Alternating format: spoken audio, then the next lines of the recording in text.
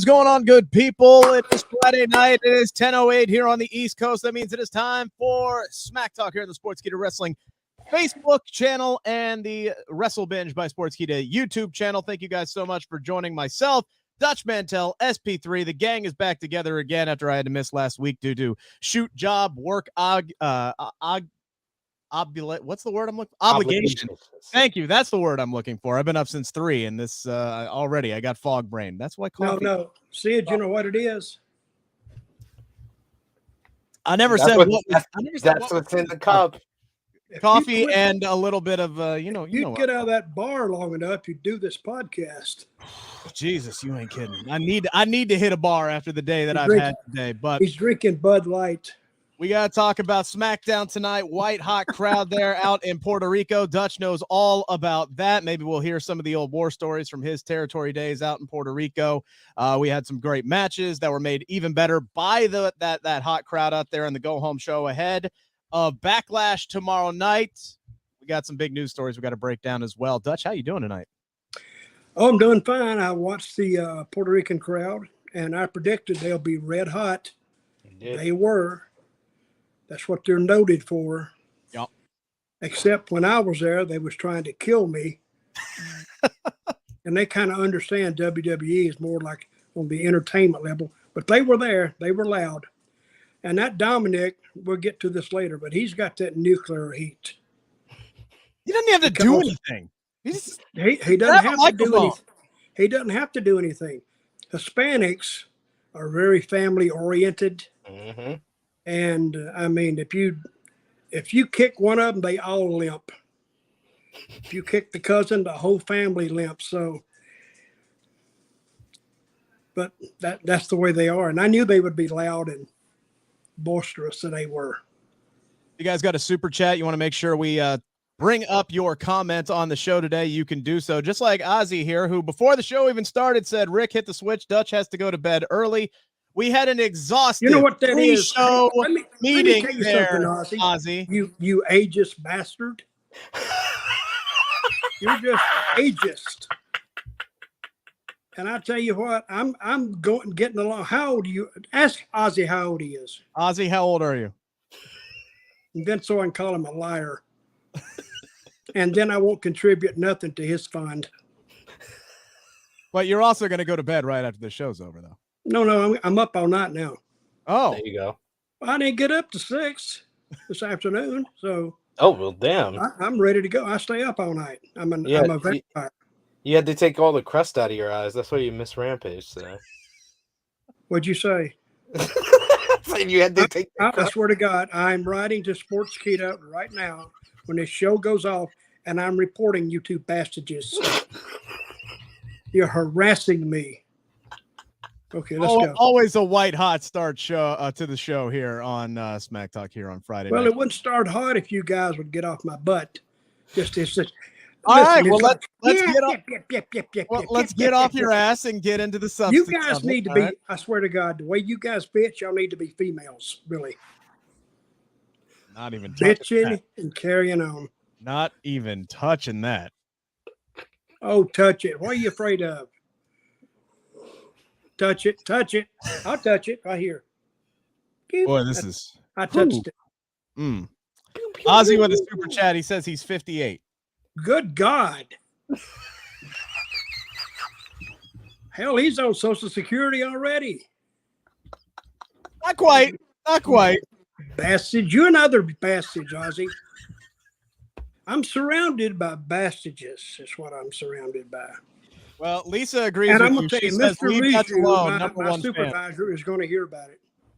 Lisa says, leave Dutch alone, #1 fan here. So there you go. Yeah, leave me alone. And, hey, I'll bring Lisa in, and she'll stomp both y'all at the same time. Donna says she's 58, so now the whole chat is coming after you here, Dutch. The Dutch got the whole 50 and over club. Having his back in the chat. I like Donna. Yeah, Donna's great. 67. Yeah, well, here we go. 67. See? Dutch, how old are you? I'm 82. That's funny. You don't look a day over 89. All right. Anyway, so. You know something? Don't ever try to comedy for a second job. You damn starve to death.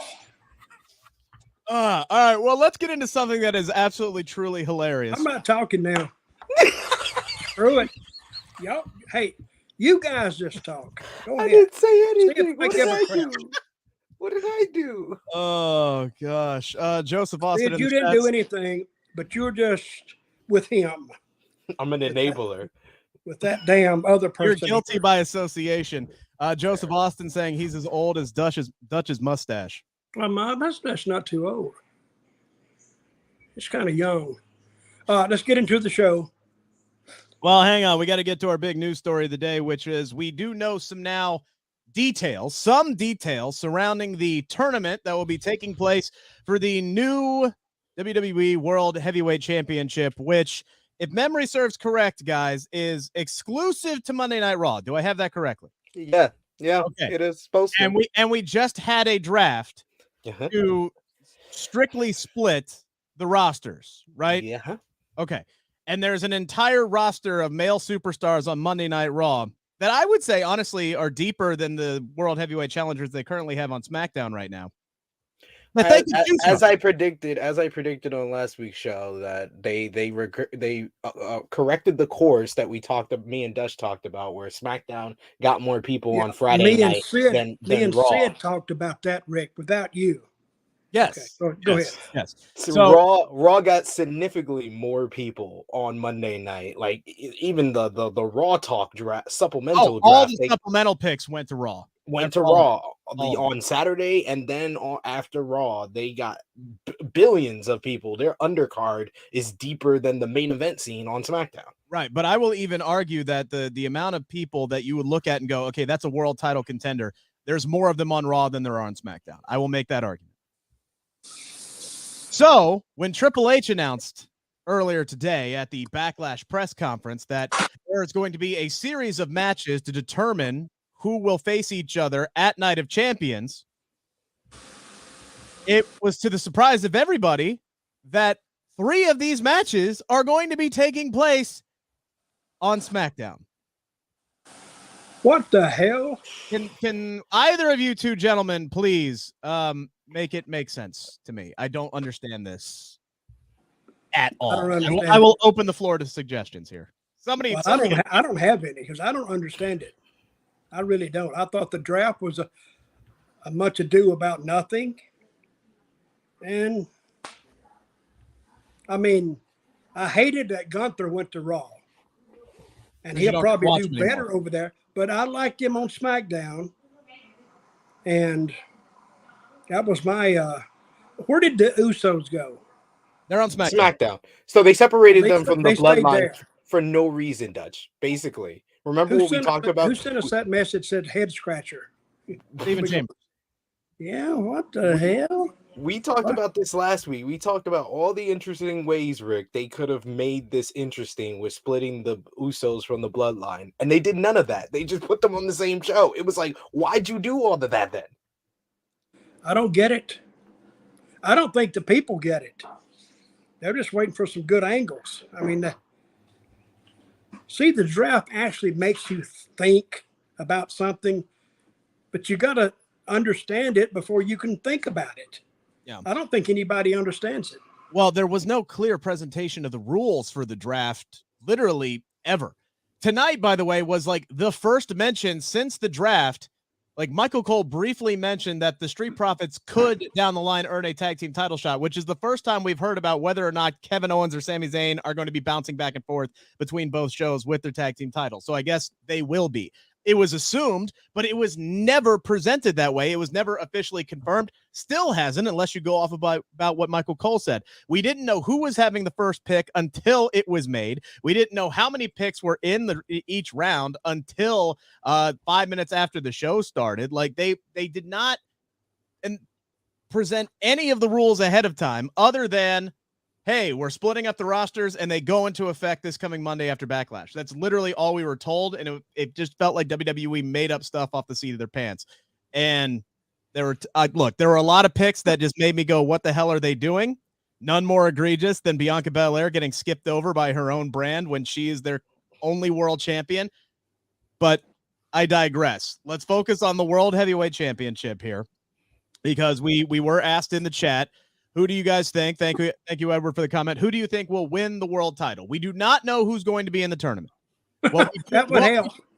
What we do know, I believe Michael Cole tonight said we're going to find out on Sunday. They'll unveil the bracket on Sunday. So we know that we're going to get 2 triple threat. Is it really a bracket? Is it really a bracket? Not Why really, are we doing no. triple threat matches? Well, no, why can't they give us a damn tournament? Just give us a damn, if you're calling it a tournament, give us an actual real tournament. And I'm sorry, I just looked at the rosters for Monday Night Raw. You're telling me you can't fill out an 8 to 16 person single elimination one-on-one bracket with Cody Rhodes, Drew McIntyre, Seth Rollins, Gunther, Johnny Gargano, Matt Riddle, Shinsuke Nakamura, Bronson Reed, Damian Priest, Dominic Mysterio, Finn Balor, The Miz, JD McDonough. All these guys are on one brand. But I'm talking strictly Raw guys, Dutch here. That's Shinsuke 13. Nakamura. I named him. I named 13 guys that could have made in this tournament. You could have just stopped at 8. Two of the guys you mentioned are hurt, and you still got 11 guys that you can go. Still got 11 guys, but I'm saying I could have stopped at 8, and that's a tournament. You just have 8 guys. That's a tournament. Why do we need 6 from Raw and 6 from SmackDown? I don't understand it, but we're getting it. So there's going to be 2 triple threat matches on Monday. The winners of those triple threat matches will meet in the main event, presumably. And then the winner of that match moves on to Night of Champions. Rinse and repeat on SmackDown. Look, Seth Rollins is the betting favorite to win the World Heavyweight Championship. This all but guarantees that we're not going to get Rollins and Rhodes in the finals because they're both on the same brand. So my guess is we're probably going to see Rhodes and Rollins in the main event on Monday. That would be my guess, depending on what happens to Cody at Backlash, which we can get into here in a little bit. But I think Seth Rollins is probably a lock for Monday. I think to come out of the bracket on Monday, whatever you want to call it. The interesting part to me is who comes out on Friday here, guys. Hey, don't ask me. You just confused me more. I don't get it. I'm going to guess the finals is, we saw a preview of the finals on Monday night. I think it's going to be Solo Sikoa versus Seth Rollins in the finals. That'd be a good one. That's a good one. See, for me, because you look at the SmackDown roster, right? For me, this is a roster that screams, okay, we got to elevate some dudes. And there are guys that convincingly could be in the world title picture with just the minimal amount of build over the next few months. Guys like Santos Escobar, right? He's one that pops into my mind immediately. But why not try to start elevating some of these guys and fast track them here? I wouldn't mind seeing a guy, because Seth Rollins is probably winning the damn title anyway. So why not give somebody like a Montez Ford a major moment and a world title match on a big stage at Night of Champions? Why not go ahead and pull the trigger and give that guy a series of wins and let people start looking at him in a different light other than, oh, hey, he is on SmackDown and hey, here's the Street Profits and they're currently on a brand that doesn't have tag team titles. I mean, if they were going to do that, they could have, done what they were teasing for a whole month before the draft and split up the Street Profits, but they didn't do any of that. They kept all the tag teams together. But if you're going to elevate somebody to go against Seth Rollins at Night of Champions, we've been saying it for months. It's L.A. Night. Yeah. I'll take it. He had a dark match tonight in Puerto Rico and got a hell of an ovation, but that's not a surprise because everybody got a hell of an ovation out in Puerto Rico tonight. But Ozzy again with a super chat. We appreciate it. He was in Puerto Rico. Your new world champion. Dutch, I like it, Ozzy. How much you give? 5. Hey, it goes up to 10. That's a $10 table now. No, LA Knight should have been on the show tonight. I mean, the guy is getting over. He's getting over getting beat. Yeah. I mean, he won his last televised match. If memory does serve correct. He beat Butch, right? So yeah. I'm honestly surprised he's still on SmackDown. I thought he would have been a clear-cut candidate to move over to Monday Night Raw and with that third hour guaranteed TV time every week. But it'll be interesting to see how things shake out with him. Hopefully by this time next week, we have a better understanding of why the hell SmackDown is getting involved in the world title picture. And presumably, again, if a SmackDown superstar wins it, they move over to Monday Night Raw. Roman Reigns should win the SmackDown side of the bracket. No, stop. Please stop. Oh, by the way, I just wanted to, Dutch would love this. I just wanted to put Rick on the spot here, and can he tell me that I was right? Because now it's been official canon by Paul Heyman on Monday Night Raw. He said this is a third world title. He says that Roman already has 2 world titles, so why not get a third? He literally said that it is now officially canon that this is a third world title. He was talking about belts, not actual champions. No, he didn't say belts. He said titles. It's not what he said. It's what he was talking about. No. Don't try to bypass this. Give me my credit that I was right. I didn't actually hear the Heyman promo, so I have to go back and watch. In all honesty, I have to go back and watch it. Sid, I think he's calling you a liar. Is what I think. know. I just told you what he said. Like, what are you know what? About? Trust but verify. Trust but verify. Now this. Here we go. What? This has been a huge week for AEW. We're not going to talk too much about Rampage tonight because 2/3 of this panel missed most of the show this evening for various reasons. But it's been a big week for AEW. Ticket sales went on sale for AEW All Out Wembley Stadium, which All seats at Wembley Stadium, which seats 90,000. When this was first announced, we were talking about how ambitious this was and how interesting it was going to be. How can Tony Khan put together a card that's going to pack that stadium?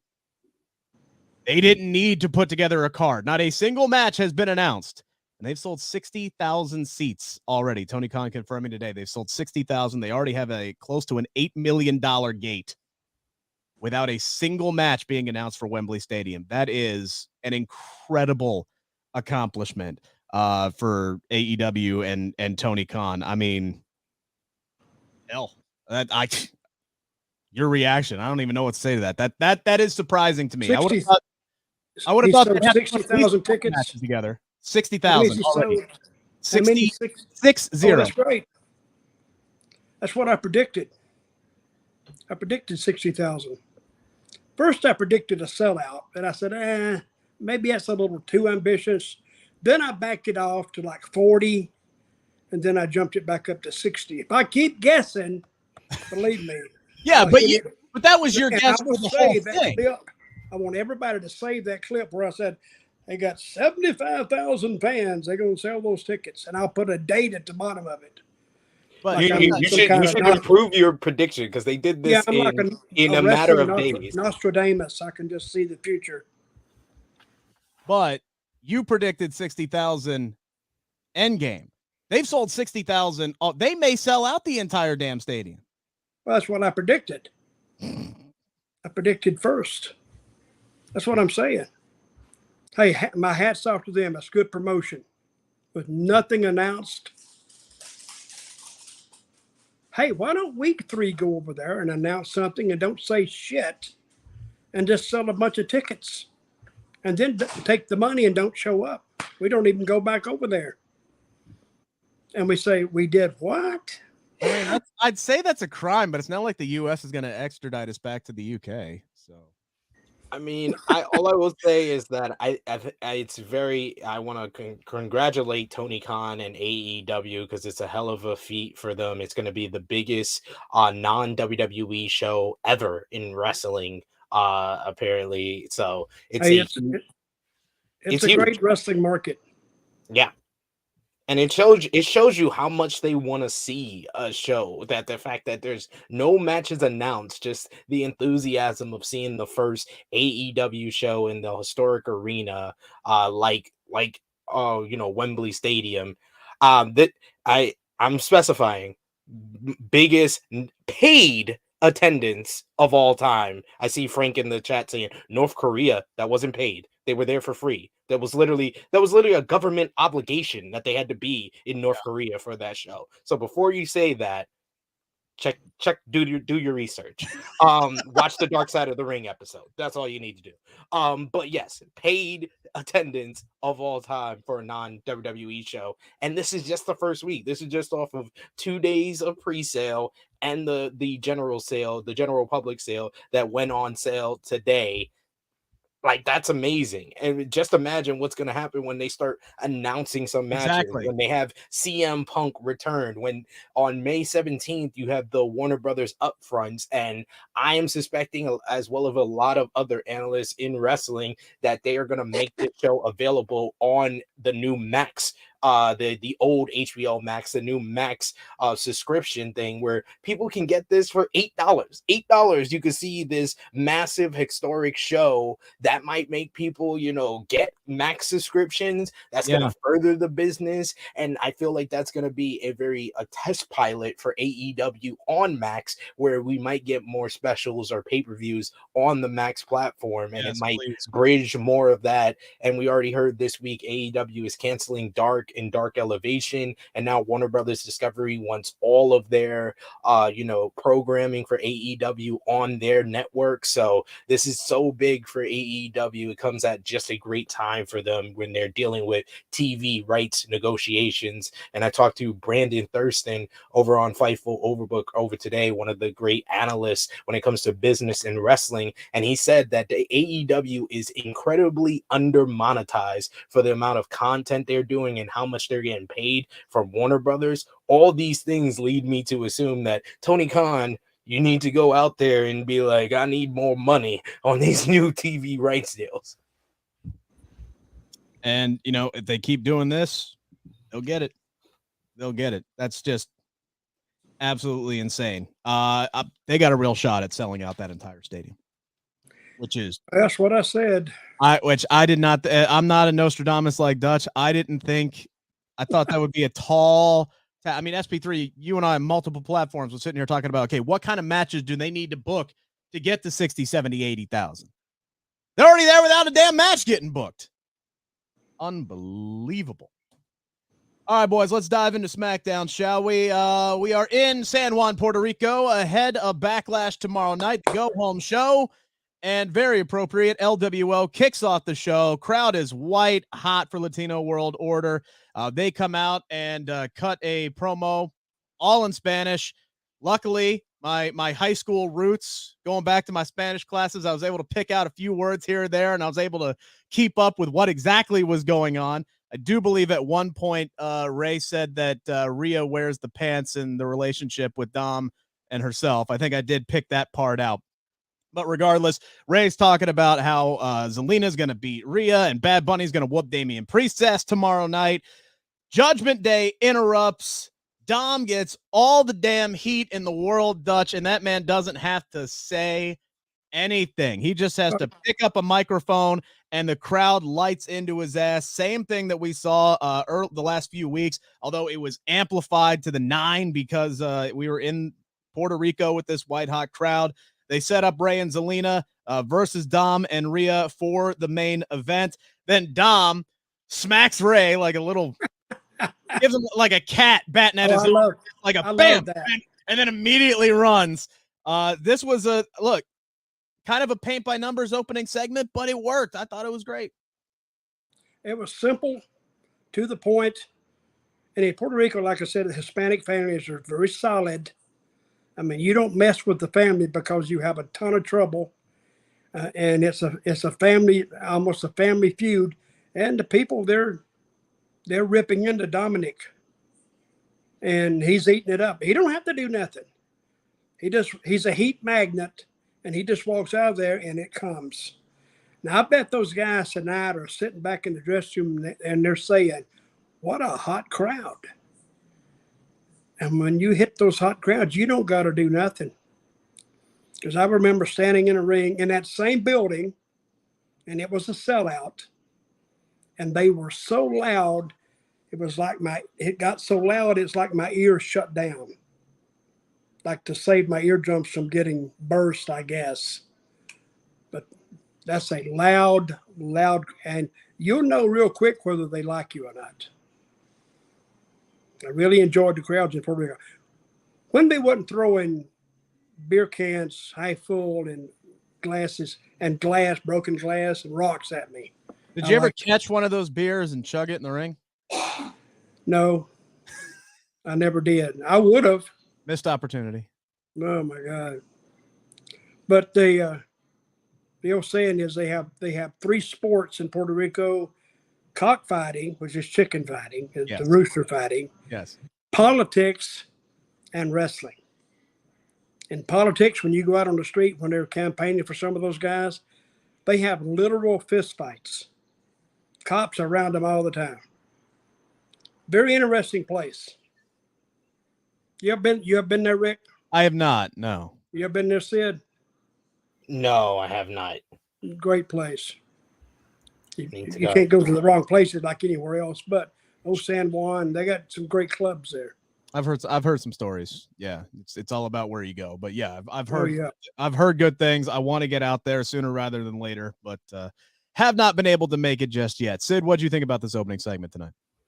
Oh, it was paint by the numbers, but when you have a hot crowd, you can do that, and it just gets over perfectly. Dominic was the heat magnet. Ray is such a legend, and he's gonna be so popular in a place like Puerto Rico. And you got Selena Vega, who's considered like one of their own over there, being Puerto Rican descent. So it was a great segment to kind of kick off the show, set up the main event for the night. Ozzy with another super chat. He has upped the ante, up to $10 now. Guys, is Rampage back to its normal schedule next week? I think SP3, that would have to depend a lot on the NBA playoffs. Yeah, that's why it's been bouncing around all over the place. It's been mostly because of the NHL playoffs. NHL on TNT, but I think we're going on another week where it's gonna probably be preempted in some way. Whether it's gonna, I think maybe next week it might be on Saturday. I'm not sure, but I'll double check that. Yeah, well, whatever the final show is, by the way, we'll be on about 5 to 8 minutes or so after that final show ends. Steven saying Ozzy has won the lottery. Hey, y'all can pitch in some super chats as well if you got any questions. Frank says Puerto Rico is so amazing, but I may be biased because my dad is from there. So, hey, you know what? Bias is bias, whatever. But I'm sure it's a lovely place. Can't wait to get out there one day. Our first match of the night was Gallows and Anderson versus the Viking Raiders. This was the Viking Raiders swan song tonight as they get ready to head over to Monday Night Raw. AJ Styles back on commentary. So great that he's back. I love that the OC is back together and on Friday nights. He says that he's got his eyes on all the gold. He'll go after the World Heavyweight Championship. He'll have to go after Roman Reigns. You can sign me up for AJ Styles versus Roman Reigns right now. I hope that is something that we're going to get. Gallows and Anderson do beat the Raiders with the Magic Killer after Michin looked like she just killed Valhalla. The way that Valhalla sold that drop kick was absolutely perfect. Good on her. So Gallows and Anderson get the win. Another loss for the Viking Raiders. I don't necessarily hate that because a lot of the talent that were getting ready to move over on Raw were going out on their back tonight, with the exception of Shinsuke Nakamura. We'll get to that match a little bit later. Dutch, what did you think about the tag match tonight? All right, it was good. For what it wasn't great, but it was still a good match. And the Viking Raiders, they took the loss because they're moving over. And they should have lost to the Street Profits anyway, because I think they got big plans for those guys. I would think so. I like them. And I liked your idea. Who was the Street Profit you says that should be a single and go for the title? Montez Ford. He's that team. He's the other guy. Just no, don't sleep on Angelo Dawkins. Don't sleep on Dawkins. Dawkins is good too. I guess I can say what I want to. I'm just saying. I don't think I was getting drowsy. Sleep on the man, Dutch. I was taking a nap on Dawkins, but I think Montez Ford is the star of that show. And that's a sentiment that's a sentiment a lot of people agree with. So. Yeah, I do. I agree. I think Angelo Dawkins has been. Wait a minute, Sid. Don't sleep. Don't sleep on Dawkins. I'm telling you. No, I think Angelo Dawkins has been one of the most improved performers in WWE, but Montez Ford just has that kind of superstar main event level potential. He does. He's done an incredible job transforming his body too over the last like 2 years. If you go back and watch Street Profits from 2 years ago, he is so like slimmed down. That man has been bench pressing and peanut butter sandwiching his way up to the bigger bulk to get ready for this singles push that we all are just waiting to happen, but it has not happened yet. Because I feel like for the last 2 WWE drafts, we were talking about, well, they're going to split up the Street Profits, finally push Montez forward.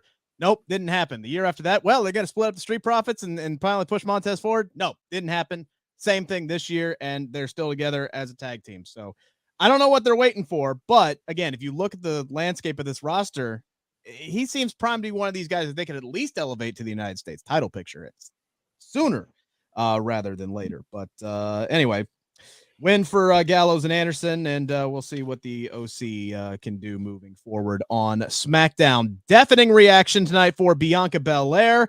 She comes out hyping up her women's championship run, saying she's 1 win away from breaking the all-time Raw Women's Championship record, which is factual. If she beats Zelina Vega, she'll be the longest reigning Raw Women's Champion of all time. She'll be the first woman to hit 400 days with that championship.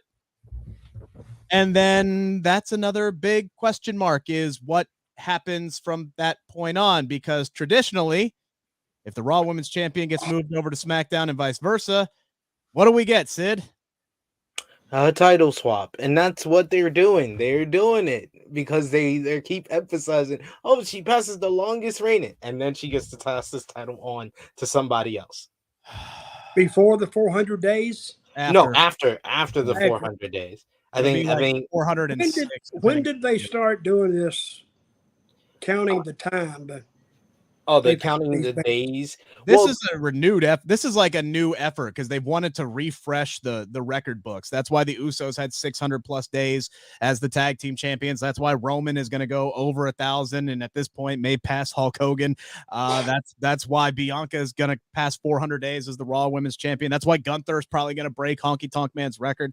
Is that they've had so many records that haven't been broken in decades. I think there's a concerted effort to refresh and modernize the books here a little bit.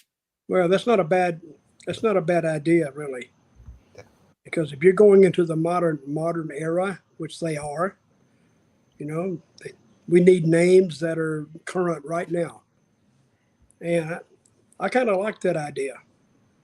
Do you have any records, Rick, that you could pass along? Do I have any records? Don't you have the record for most podcasts on the Sportskeeda network? Something like that. I'm sure I do. I mean, humble brag. Do you really started this video channel? Oh, look at that. Look at this guy. Just throwing that out. He's a pioneer on the Sportskeeda YouTube channel. Just putting that out there. Steven Chambers, any predictions on when Damage Control will break up? Bayley better going off solo. I hope, look, that we've seen the seeds be planted for that. I really do hope they take their time with this. I would like to see, because the whole point of putting Damage Control together is to elevate Io and Dakota. And they've done that to an extent, but not enough. You could really elevate both ladies up to main event championship contender type people, maybe even win a world championship before you split them up from Bayley. That's why I'd love to see Io win the world title. If they go back to Queen of the Ring, I'd love to see Dakota win that. I think that would be perfect for her. And then they're sitting there with the crown and the cape and the scepter and the world title, and they're looking at Bayley and they're like, why the hell do we need you? And then they kick Bayley to the curb, and then you can start off Bayley as sympathetic babyface, and she's off and running, and you've built up to two monster heels. That's what I would hope that they would do with Damage Control. But you got to get there first. It feels like they're building up something with Io, guys, but I don't think she's going to be winning tomorrow night at Backlash. No, I can eventually see Io kind of going off on her own.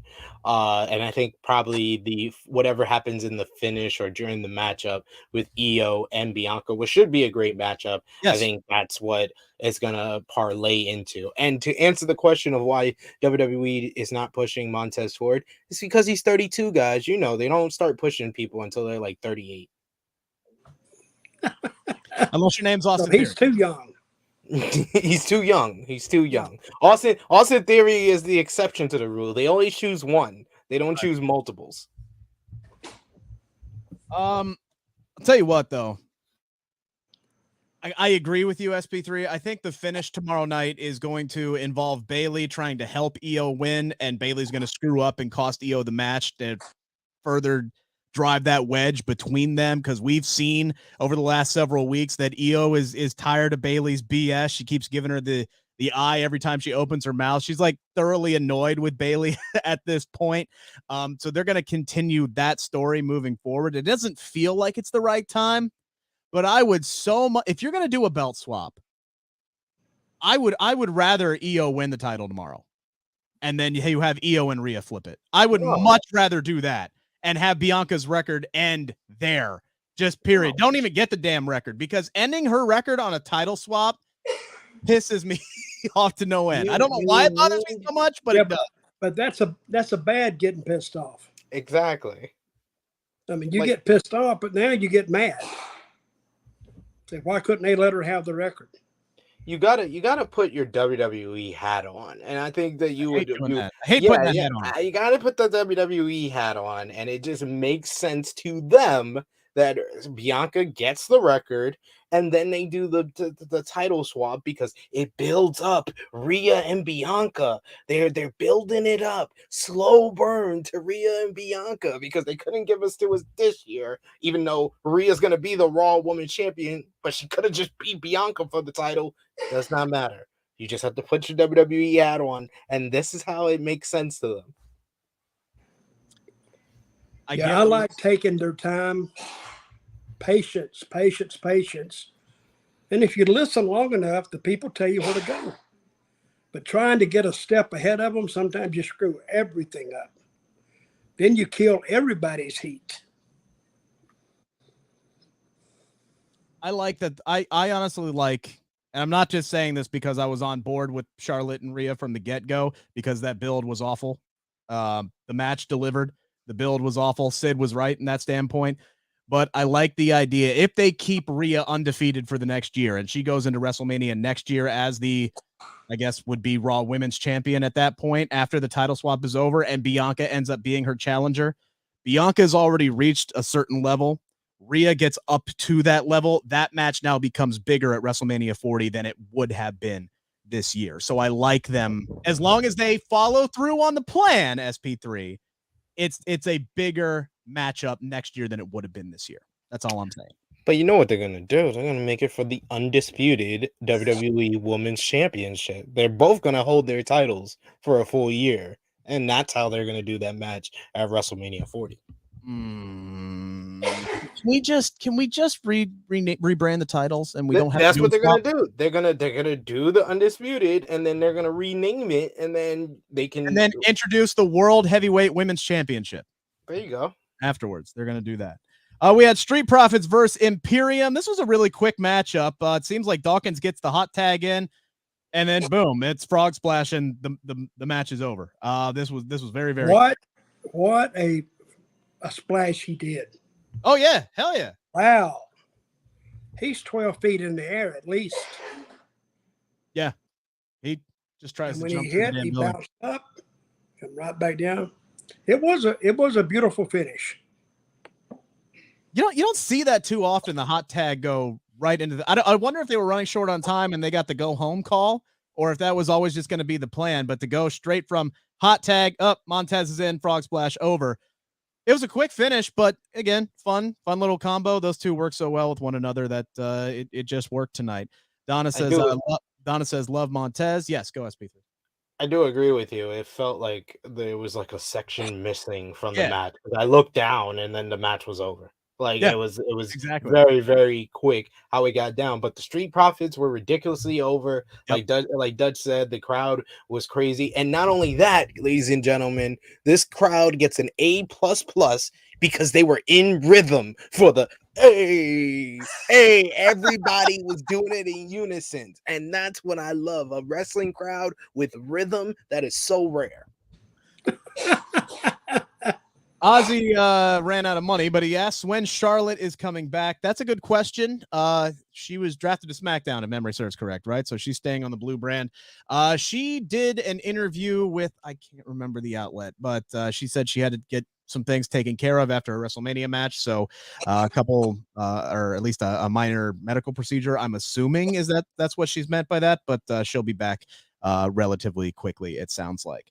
So we get a backstage segment between Solo and the Usos. Solo is wrapping up his thumb a full 24 hours early tonight ahead of that match because we didn't see them the rest of the night. But Solo with a warning to the Usos, Dutch. Y'all that was good. Handle your business or I'm going to stick this up your, hey, stop it. I'm not going to say that. But that was a good segment. Because they're around him, they're kidding around, and he didn't much appreciate that kidding around. So, yeah. And that's how you get people to pay attention. Something's going to happen there. Because now they know they can take their time, do the slow burn. So when it does happen, it means something.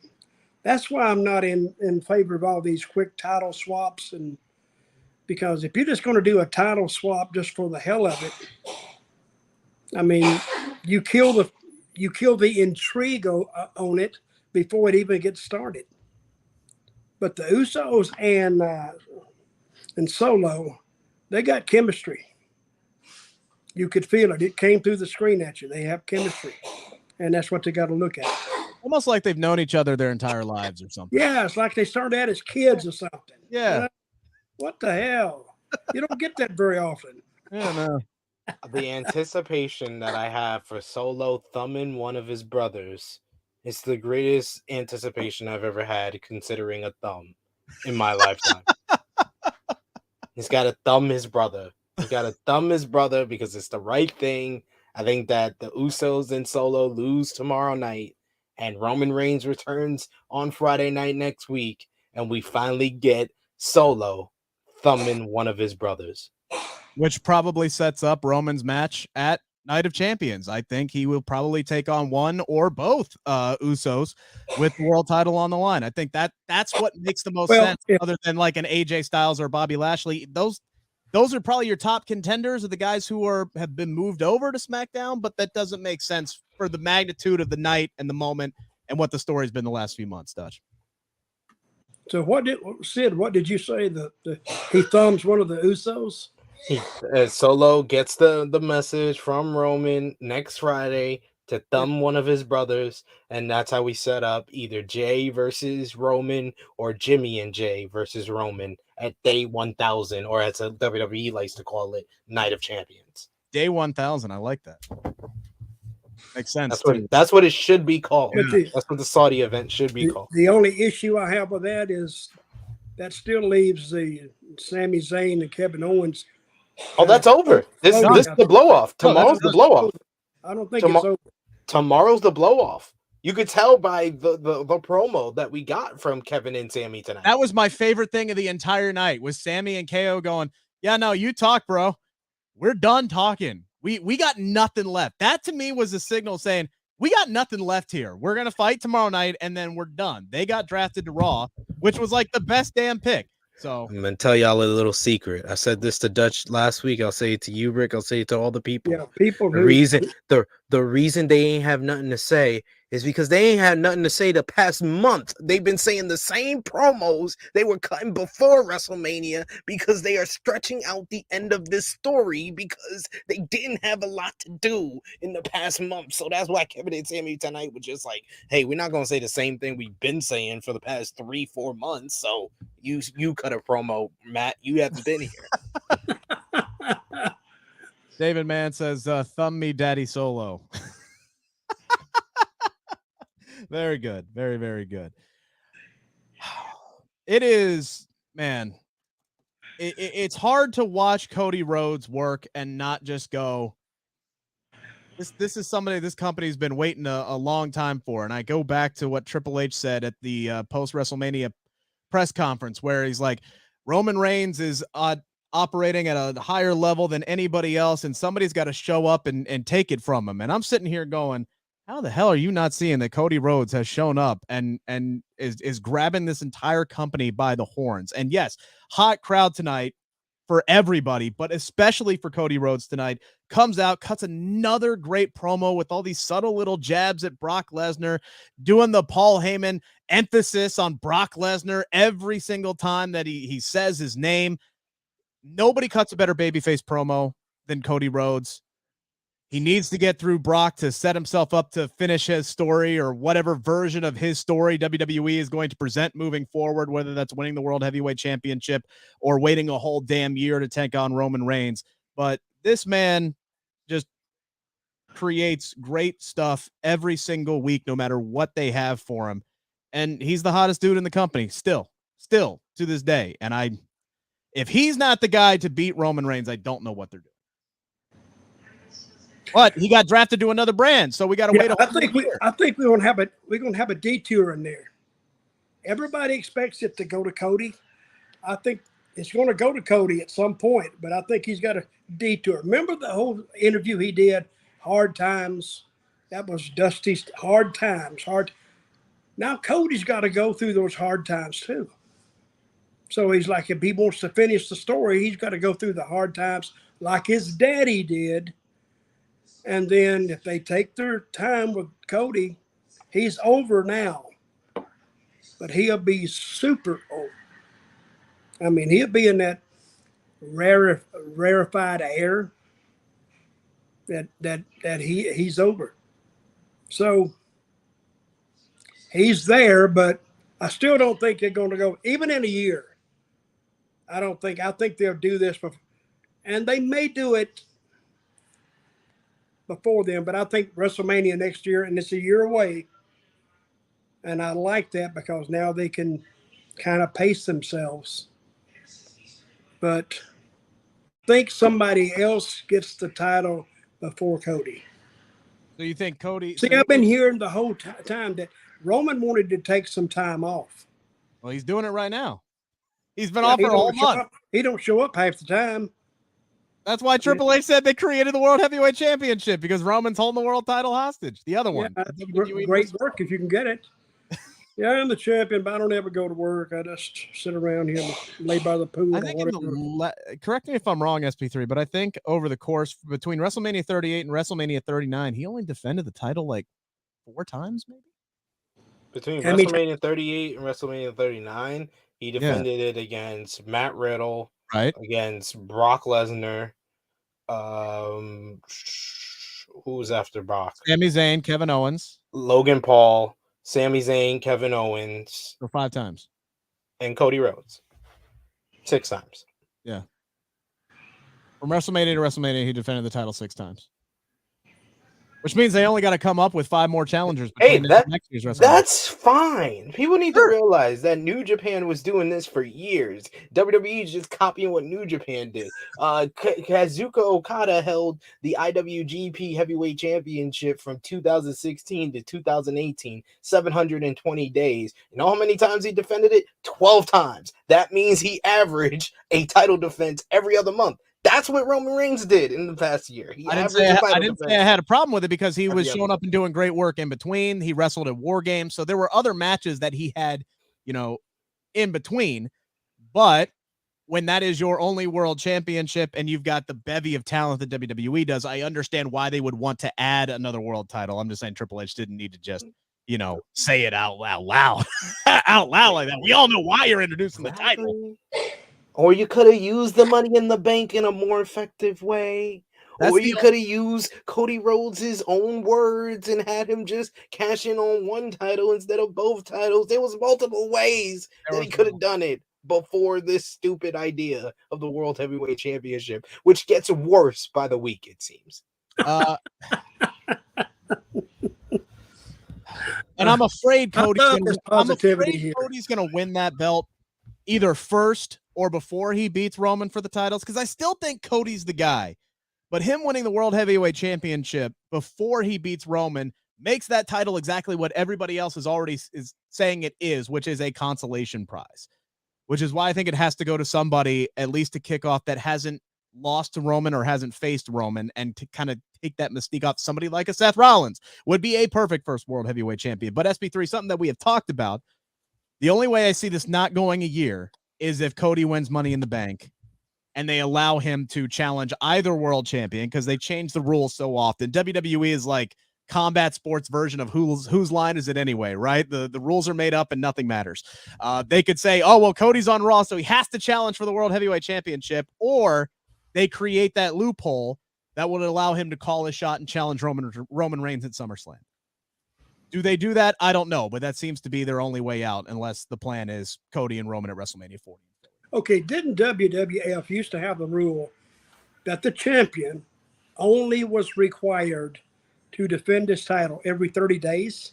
Yes. Yeah, they used to have that rule. Yeah, that slowly kind of faded out. Well, they don't say anything about it now, and they just make, like you said, they just make shit up when they need it. Yeah. Which is why I don't think we got a clear set on what the rules were ahead of the draft, because they wanted to leave their options open to do stupid shit like put SmackDown in the World Heavyweight title tournament. That's what are the rules? No one knows. No one knows. Hey, they should publish a little pamphlet, the official rules of WWE, and sell it. But if it was a shoot, then abide by it. Then go ahead and do it. They'd never. The champion only has to do. See, the champions used to hide behind that clause. No, I don't have to do it. I don't have to do it. I don't have to do it. The problem with that, writing that book, is it would literally never get done, because they're constantly changing the rules all the time. So it would never get published. You sell erasers and pencils with it too. So it's just a blank book. You erase it out and then write the new rule in. See? No, it's all done in pencil. They give you a whole book done in pencil. You can erase it. You can add stuff in. Jarrell Hicks says they need to go back to defending the title within 30 days.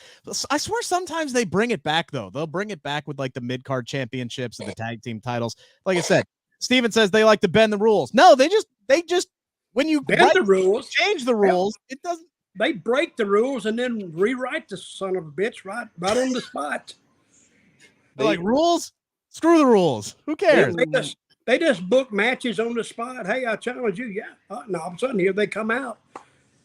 Who told them they could have this match? Is it sanctioned or what? No, here they come. I'm confused. We're all confused. And you two guys have confused me more. Well, that's our Especially job. You, Rick. I kind of like Sid. But Rick. Kind of like you too, Dutch. Screw that guy. Maybe one day I'll earn your respect, Dutch. One day. The most interesting match to me coming into tonight was Shinsuke Nakamura versus Karrion Kross, because I had no idea how they were going to book this match, because you had two guys who really needed wins. Shinsuke Nakamura just got brought back. How are they presenting him? Is he going to be more in the mid-card like we saw before? Could they be building him up as a world title contender over on Monday Night Raw? Karrion Kross desperately needed a big win, and Shinsuke Nakamura won this match clean as a sheet tonight. The only Raw superstar who did not go out of SmackDown on his back tonight, Dutch. I found that to be very interesting.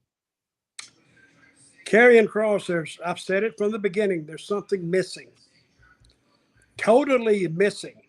When he does his interview, I don't feel nothing. I mean, the girl she has more interest than he does. And they went the ring with Nakamura. Neither one of them, advances the needle.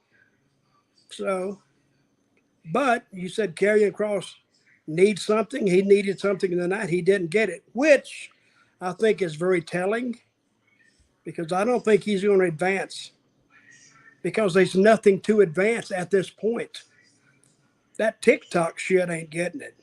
What I'm saying, TikTok, okay, we got it, but there's something missing there, and there's no intrigue about him. There's no nothing.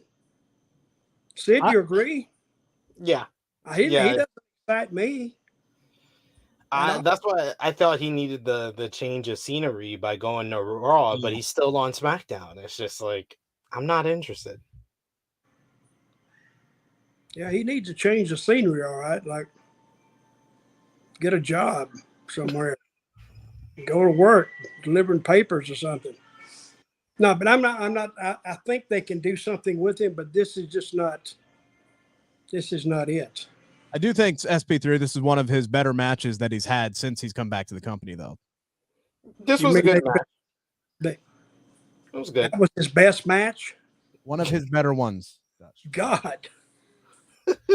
Not saying much there. Hey, the guy is like, he's not smooth in the ring either. No. At all. He's kind of off balance most of the time. I was watching him. Did you hear that crowd when they came out there? This was the quietest they were all night. And they had just got done singing Nakamura. Puerto Rican crowd off their ass. That's not. I mean, that's not hard to do. You could go out there and just look at them and they get mad at you. But he went out there and I don't know. There's definitely a lack of interest in what Cross is doing from the audience standpoint. That is obvious. When I watch him in the ring, I just keep waiting for him to go to hit another gear that he just never seems to hit. Like that's what I'm waiting for. I'm waiting for him to maybe he does it on purpose because he's supposed to be the big brawler guy who just beats people. But I'd like to see him just find another step, find another gear, bring something new and something different to his arsenal than the elbow to the back of the head, the cross jacket, and the suplexes. Because that's it's like a starting pitcher who needs to develop a third pitch, right? Like I feel like he's just missing something that could take him to the next level with his in-ring work. I don't know what it is. I can't believe Rick changed the sport on us.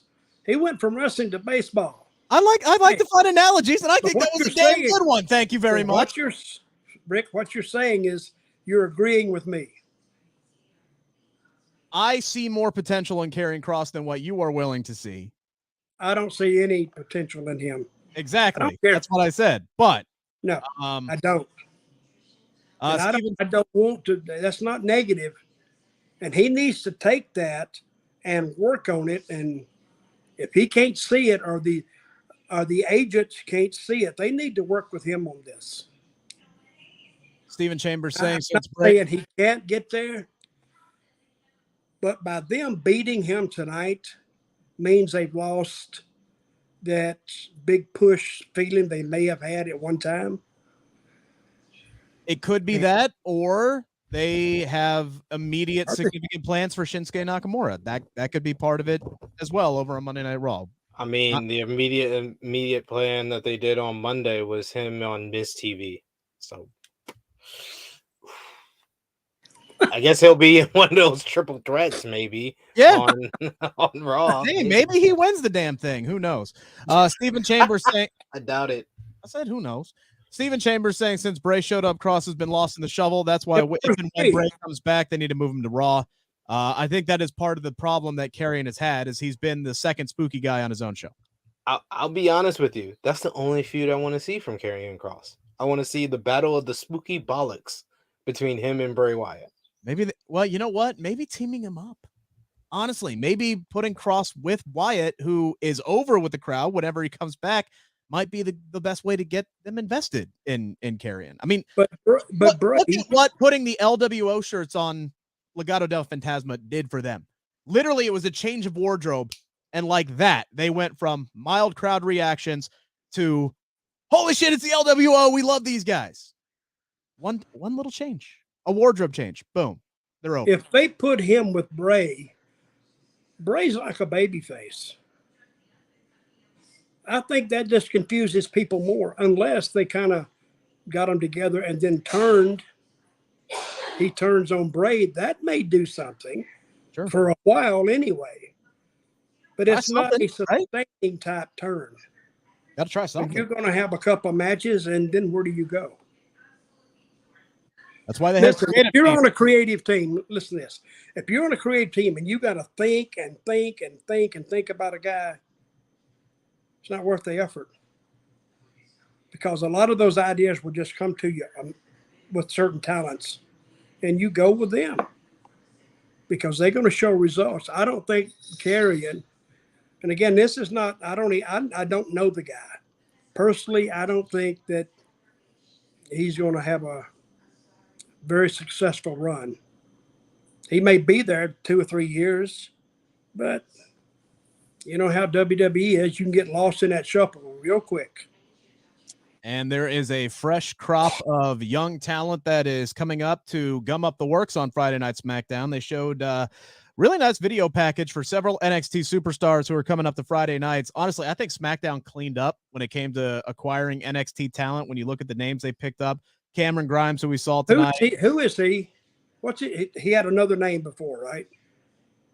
He was Trevor Lee in TNA. Trevor Lee. I knew. Yeah, he was good there. That guy is good. Right. Well, that may be the answer to the question I'm going to ask you here, Dutch. We got Cameron Grimes. You can't make me answer. I'll plead the fifth. All right, well, screw you then. We got Cameron Grimes coming in. We got Alpha Fire and Isla Dawn, Pretty Deadly, and Grayson Waller. I don't know, Dutch, how familiar you are with the rest of the names on that list. So talk to me about Cameron Grimes then. What made him so good in TNA? What do you think will make him good here on the main roster? He's just a natural. He's a natural guy. He was a natural guy then. Because when you look at him, he does a lot of stuff.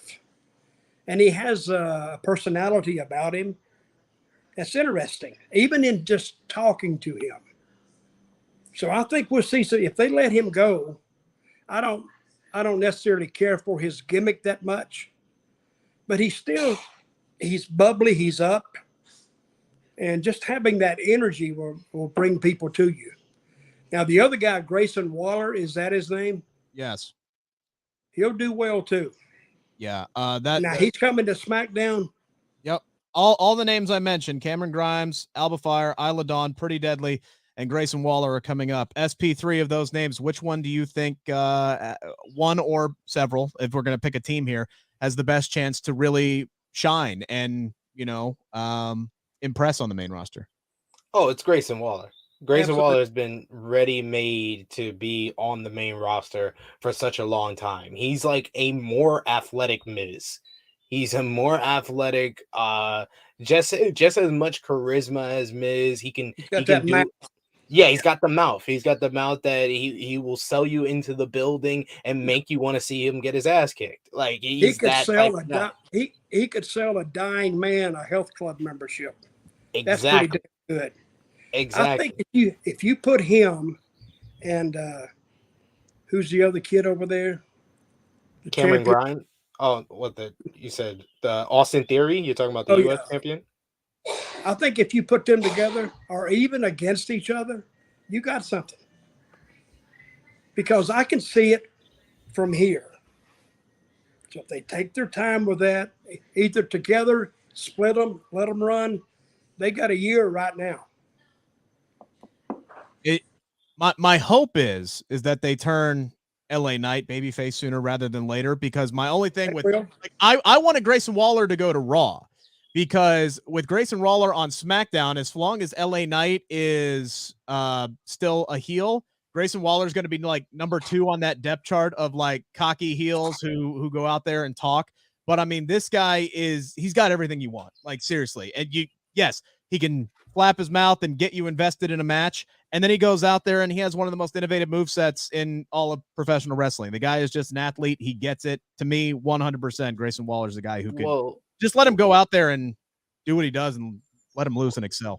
Dutch been saying it for weeks. LA Knight's over as a babyface. He's so good at his act that he's over as a babyface. So I think that Grayson Waller, he's not that. He's not that. He is obnoxious. and he's improved so much from the guy that, you know, came in and he was doing different moves. His feet work wasn't that well. I think that he needs a better finisher than what he does with the whole running up the aisle and then rolling into the ring stunner thing. That seems very convoluted for a main roster finish. He needs a better finish, but that's the only thing that I think he needs improvement. Like I said, I think he was the guy on NXT that's just ready made. I would be higher on Cameron Grimes in this state, but I think I told you, Rick, in private, I was like, they kind of stripped away a lot of his charisma and his character during his final few more. Yeah, they dumbed him down to the point where a few months ago, when he was playing the hillbilly who became a millionaire, he was money. That was a main roster act. That was a main roster act. As bring Jack Clampett's ass up to the main roster right now. Let's go. The hillbilly who became a millionaire, he had so much charisma, and it was kind of the character that Dutch was introduced to in TNA, the caveman character that he played there. But then they put the WWE touch on it, and it was perfect. I don't know why they were like, oh no, you need to be serious if you're gonna go to the main roster, and they stripped that away from him in this final months on NXT before he won the North American title, and then, you know, did a couple of programs before they got him ready for the main roster. They should have kept him at that place where he was kind of like the heir apparent to Riddle. How Riddle was kind of used for the comedy segments. He was used in big places. He got up into a big program with Randy Orton and RK Bro. They could have used Cameron Grimes in the similar fashion. So that's why I'm higher on Grayson Waller than him. Pretty deadly. It all depends on what they're doing with the tag team division. I think I would be higher on them if I knew what they were doing with this whole tag team division, because I feel like the tag team division on SmackDown is a lot stronger than it once was, to the point that I think that they need to strip the tag team titles into two, that they needs to be a tag team title on Raw, a tag team title on SmackDown, because SmackDown now has Pretty Deadly and the Usos and the OC and LWO. They got Street Profits. Yeah, they got all these different tag teams that they need to do stuff with, and if they have a strong division now that they didn't have a few months back. I'll give a shout out too, by the way, to Alba Fire and Isla Dawn. I think Alba is got future women's champion written all over her. Just, you know, needs the opportunity to grow and get over with the main roster. Isla Dawn has really flourished, you know, from her character standpoint since coming over from the UK. I like them both. We'll see what they do with the NXT Women's Tag Team titles. Are those just going to be main roster titles now? Or are they eventually going to merge with Liv Morgan and Raquel Rodriguez? That's one of the big questions that I have for those guys moving forward. But hopefully we'll see. We do get Cameron Grimes versus Baron Corbin next week. And I agree with you, Sid. They didn't give Cameron much tonight, but he came off kind of like, oh, shucks, I'm just happy to be here. You know, like his closing line to Adam was, oh my God, is that my first match? Like, dude, act like you've been there. Act like you've been there. Like, it's great to be excited and everything like that, but it's like he didn't hide it. It was just very, man, this is great. I can't believe it. I'm on SmackDown. He just seemed starstruck tonight. I don't know if that's the right chord they wanted to strike with him. And they could have played off the whole them both having similar gimmicks.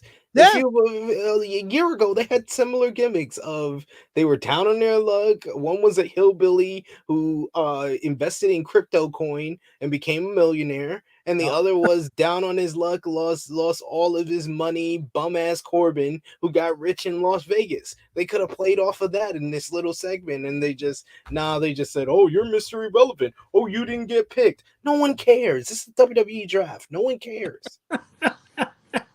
Got a few announcements for next week. Roman Reigns will be back. We got a women's tag team title match that's been set for next week. Liv Morgan and Raquel Rodriguez defending against Damage Control. That's Bayley and Dakota Kai. We'll see if Io has gold as well. Ozzy with a bold pick says Zelina Vega will be the new champion tomorrow night. That's bold. I don't think so. Nothing against Zelina. I hope she has a good showing. I thought she had a good showing in the main event tonight here, gentlemen. It was Ray and Zelina versus Dom and Rhea. Crowd on their feet for this one from the onset. We got a nice little sneak peek of the cat and mouse games that Zelina's going to be playing with Rhea tomorrow night. Ray gets the win by rolling up Dom as he was trying to do the Three Amigos. Judgment Day swarms the ring, and then we get the moment we were all waiting for tonight, right? Bad Bunny's music hits. The roof blows off of the damn joint. He comes out there looking like a freaking badass, just carrying the kendo stick. He's flanked by LWO. And the underrated moment of all of this for me was as LWO hits the ring and starts fighting off members of Judgment Day. Damian Priest is right here. He does not turn his head. He does not move his eyes. He locks eye contact with Bad Bunny, and it never breaks the entire time. He didn't give a crap what was going on around him. He was focused on Bad Bunny. It's just a little thing, but it added so much to that segment tonight, and I'm really looking forward to these two throwing down tomorrow night at Backlash. But this was a hot way to close out the show tonight, I thought. I agree. Yeah, what you said. Dynamite drop in there, Dutch. It was good. He built it up. He built it up nice. That was nice. He built it up. I have nothing. I won't be like Sami Zayn. Hey, I got nothing else to say. You said it all, Rick. There's nothing left to say. So I thought when he rode out of the ring, you heard those people. They wanted to see it. Don't let them see it yet. So, and you can tell they have flooded that island for the past 2 weeks with advertisements, radio, TV. I think Damian Priest has been there for like a week straight, easily. Yeah, well, all the TV people, they get interviews. That's a big deal for them. They get to talk to the WWE people, all the radio stations get to talk, all the podcasts, they get to talk to the people. So they took it to the street level, and you saw the turnout. 16,000 people. I think it seats 18, maybe. I don't know how. I've heard that before. But he had 16 in there. They'll have 16 in there tomorrow. So it was I think Puerto Rico was very well presented. Yeah. On this WWE telecast. Did you see the Road Warrior pop for Bad Bunny? Bad Bunny's the biggest star in Puerto Rico. How does WWE watch that segment and they don't think this is the main event? This is the main event. And I think they missed out on a big marketing opportunity. This is the same company that gave us the greatest wrestling match ever. They should have called Damian Priest versus Bad Bunny. Should have had posters all over Puerto Rico, like Dutch is saying the battle for Puerto Rico, Bad Bunny versus Damian Priest. They should have called it that. San Juan Street Fight, the Battle of Puerto Rico. Should have. Steven says that Priest will win tomorrow night. That's two bits. I don't think so. If this was a straight up one-on-one match, Bad Bunny would get murdered. But they made this a San Juan Street Fight for a reason. This is Bad Bunny's first one-on-one match in WWE. They put him up with Damian Priest because he is somebody that he has chemistry with, somebody that he trusts. And Dutch, for a guy like Bad Bunny in his first one-on-one matchup, making this a street fight is beneficial. It will make it easier for him because there's a lot of bells and whistles and pomp and circumstance that can, fill up the match. Yeah, you got a lot of starts and stops and all kind of gimmicks you can use and go up under the ring and disappear or drop out of the ceiling or turn the lights out. You can do it. You got to utilize all that stuff. I think when the final three is counted, I think Bad Bunny will stand. I think that was probably. I mean, he's a big star in Puerto Rico, and so is Damian. Yeah. But I think the babyface goes over in this and let the people go home happy. Yeah. Because they got 51 weeks of TV this year. If they want to do something else with it, and they'll use that. The old saying in wrestling is let them go home happy. Unless you're really working the long-term deal, and I think we'll get Bunny's hand in the air. And we got all kind of other guys, the LWO and all that. Yeah, exactly. I mean, that can float in. With the LWO, they outnumber Judgment Day, 5-3? I mean, that's easy for them to kind of swarm in and take over. And then all of a sudden, give me a spot where Damian Priest is standing in the middle of the ring and he's got 6 dudes surrounding him and he's just getting his butt whooped. Like, Damian does not lose anything by losing a 6-on-1 fight that allows Bad Bunny to get a pinfall. Like, he loses nothing from that. But it does, as Dutch said, SP3, it sends the crowd home happy, and I think that's what we'll get. That's what it's all about. That's what it's all about. Send the crowd home happy. Do it in the simplest way possible. This should definitely main event the show. And just in case Dutch was a little confused about what's going on in the draft, I want to thank my good friend Kate from Fightful, because she had this excellent tweet. She said, "I don't know why everyone is so confused about the draft. Free agents can work on any brand. People on Raw can also work on any brand. People in SmackDown could also work on any brand. Bianca Belair and Io Sky are fighting for the Raw Women's title, but going to SmackDown. Rhea Ripley and Selena Vega are fighting for the SmackDown Women's title, but Rhea is on Raw.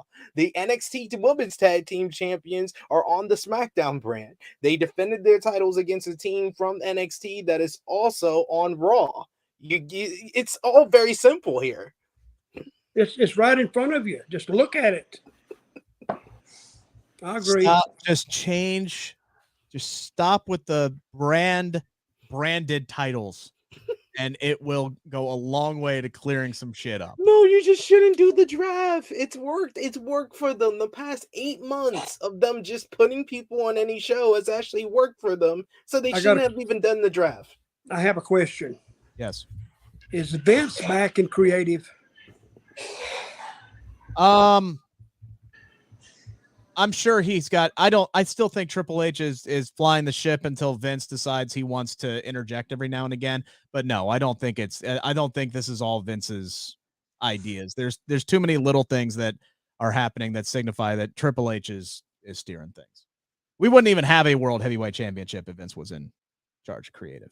No, I'm saying though, but does any of this? I think that draft thing, that had to have some Vince in it somewhere because it's too convoluted. I just think it was hastily thrown together. They didn't know what the heck they were. I mean, they announced it pretty quickly, and then it gave, like I said, they didn't tell us what the rules were before it even started, which makes me wonder. They don't know the rules. Exactly. So it gives off the sense that they didn't know what the hell they were doing when they went into the damn thing.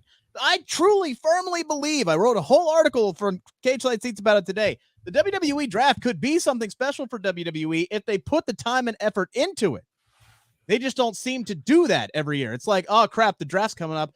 What do we do? It's like, does nobody watch the NFL in WWE? Are there football fans there? There's a lot you could take from that and really play into it and make it better than what it was. And they just don't do it. Every year, I feel like I write the same damn article. I think it's everything that both of y'all are saying. Plus, it's the fact that I'll say another one. It's another secret for everyone. The Bloodline storyline is not going so well since WrestleMania. So more of the faults of Triple H's booking is standing out a little bit more because he's had the freaking, it's like the Titanic was going down and the black band was there to play the music. And that was the distraction. The black band was a Samoan band named the Bloodline. And you didn't realize that everything else around it was not very good. You were just distracted by how great that band was. So I think that's what's happened. And now the band is just slowing down. They're not playing as well. They're kind of just doing the same song over and over again. So now you're realizing like, oh man, the whole ship is going down. Oh man, there's a burning fire over here. It's standing out a little bit more. That's what I think it is. Oh damn, this water's cold. 28 degrees. Oh my God. It's funny though. The ship may be on fire and it may be going down. I find myself enjoying the television much better still with Triple H in charge than I did with Vince in his final months. So again, did you enjoy not a high bar. Did you enjoy tonight not knowing the rules? I've dived into it, so I know I kind of figured out what they're doing, but it'd be nice if they TV actually said it. It would be great if they said it on television. Gerald Hicks saying if someone from SmackDown wins a world title, it gets moved to SmackDown. I don't think that's happening. The world title's not moving to SmackDown. The superstar would move over to Monday Night Raw, is what they would do. But it doesn't matter. Somebody from Raw, probably Seth Rollins, is winning that. All right, gentlemen, any closing thoughts? What you got going on? I'm still just as confused. as I was when it started. And I'm sure the people that listen tonight, I think we kind of confused them more. I mean, that's what we're here Listen to do. to me when they talk about a draft, because I don't know what the hell happened. I'm glad next week they get that out of the way, and then we'll start. Well, next week is supposed to be the first firm night that, the draft is in place, and, SmackDown's going to be fighting for a Raw championship. So everything makes sense. SP3, what you got going on in the True Heel Heat YouTube channel this weekend? True Hill Heat 224 tomorrow, 11:05 a.m. Eastern Time. Myself, Miss Chrissy Love, special guest Dedrin Cologne. We're going to be discussing this week in wrestling, AEW All In with the big ticket sales. Can they actually sell out Wembley Stadium? We'll be talking about that. We'll be talking about WWE Backlash, all the great stuff from this past week. So check it out on the True Hill Heat YouTube channel. And thanks to everyone who's subscribed already. We just hit 6,000 subscribers. So we appreciate that. And how many you got? 6,000. Oh, good. Hey, you can go to my YouTube channel, guys. Storytime with Dutch. I've been hearing good things. I heard you had Kenny Bolin. Oh yeah, almost 3 hours with that guy. I knew it. I knew it was going to be something like that. I knew it. He's too much. And it probably felt all of 8 hours. Oh, I mean, the guy, he is hilarious. I got 86,000 subscribers. So that's good. Storytime with Dutch on YouTube. Check it out and subscribe, everybody. Kyle Lee, last comment. I'm confused about Bianca because if they switch the belts, it'll mess up her reign like they did with Charlotte and Becky. Yeah, yes. They're going to end Bianca's title run on a belt swap. I hate everything. Have a great weekend, everybody.